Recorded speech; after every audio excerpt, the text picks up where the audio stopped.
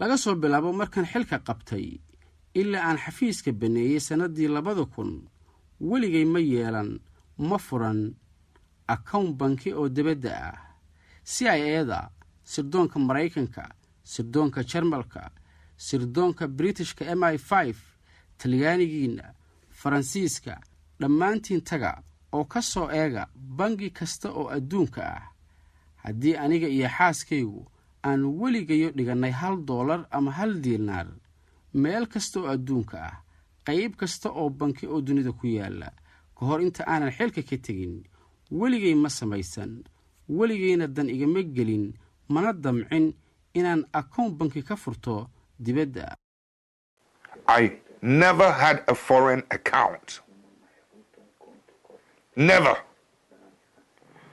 The CIA, the German intelligence, British MI5, your Italians, the French, all of you go and look into every bank account and to tell the world whether my wife and I ever had $1, 1 penny anywhere in any bank in any part of the world before I left office.